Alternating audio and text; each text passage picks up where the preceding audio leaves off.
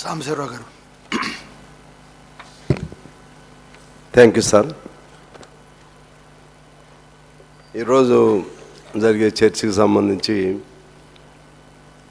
పోతిరెడ్డిపాడు ఆనాడు 11,000 క్యూసెక్స్ ఉన్న దాన్ని 44,000కు పెంచిన సందర్భంలోనే దీనికి బీజం పడింది. ముఖ్యంగా అప్పుడు రాజశేఖర రెడ్డి గారు ముఖ్యమంత్రిగా ఉన్నారు. చాలా నాకు బాగా గుర్తు.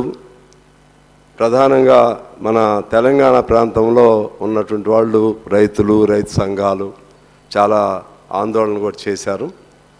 రాజకీయ పార్టీలు కూడా భిన్నమైన అభిప్రాయాలు వ్యక్తం చేశాయి.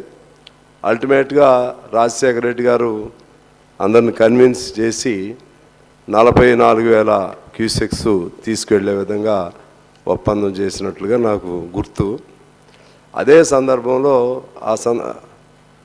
ఆ ప్రభుత్వంలో బిగినింగ్లో 2004 ఆ ఎన్నికల్లో ఐ థింక్ టీఆర్ఎస్ కూడా కలిసే ఉన్నట్లు ఉంది కాంగ్రెస్తో. కాంగ్రెస్సు టీఆర్ఎస్ కలిసి ప్రభుత్వంలో హరీష్ రావు గారు కూడా మంత్రి అప్పుడు ఉన్నారో లేదో నాకు తెలియదు.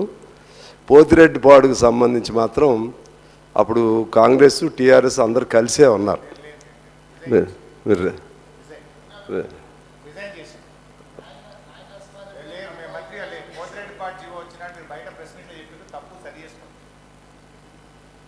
ఓకే, మొత్తం మీద అయితే ప్రభుత్వంలో ఉన్నారు.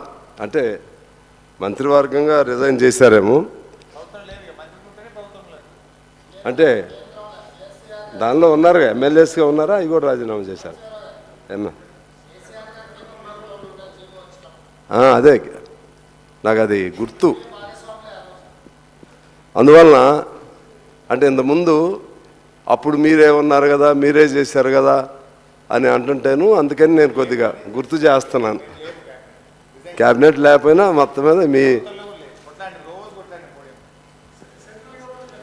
సెంట్రల్ గవర్నమెంట్లో అవును అక్కడే